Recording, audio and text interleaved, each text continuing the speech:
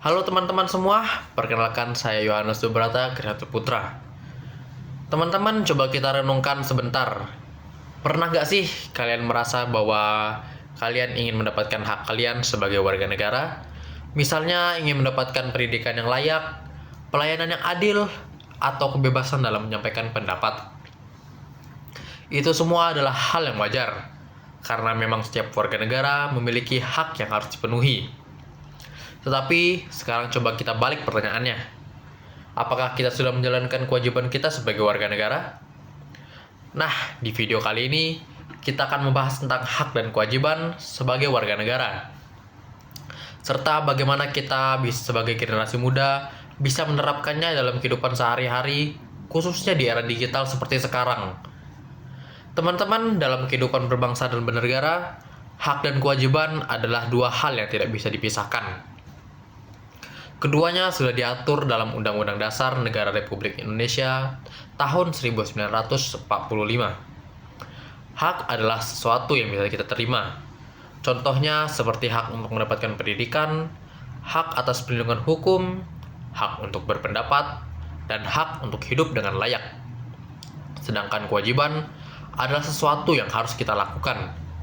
Misalnya seperti menaati hukum, menghormati orang lain, menjaga ketertiban, serta ikut menjaga persatuan dan kesatuan bangsa. Kalau kita pikirkan lebih dalam, sebenarnya hak dan kewajiban itu seperti dua sisi dari satu koin. Tidak bisa hanya mengambil dari satu sisi saja. Artinya, kalau kita ingin hak kita dihargai, maka kita juga harus menghargai hak orang lain dengan cara menjalankan kewajiban kita. Namun pada kenyataannya, di kehidupan sehari-hari, masih banyak orang yang lebih fokus untuk menuntut hak, tetapi lupa untuk menjalankan kewajiban mereka. Hal ini bisa kita lihat dengan jelas, terutama di era digital saat ini. Sekarang, hampir semua orang menggunakan media sosial, mulai dari anak-anak, remaja, sampai orang dewasa. Media sosial memang memberikan banyak manfaat. Kita bisa berkomunikasi dengan mudah, mendapatkan informasi dengan cepat, bahkan mengekspresikan diri secara bebas. Tetapi di balik itu semua, ada dampak negatif yang cukup serius. Kita sering melihat penyebaran berita hoaks, komentar yang tidak sopan, ujaran kebencian, bahkan perpecahan hanya karena perbedaan pendapat. Banyak orang merasa bebas untuk berbicara, tetapi lupa bahwa kebebasan itu juga memiliki batas, yaitu tanggung jawab.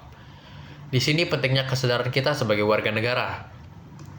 Sebagai warga negara yang baik, kita tidak hanya memiliki hak untuk berbicara, tetapi juga memiliki kewajiban untuk berbicara dengan baik.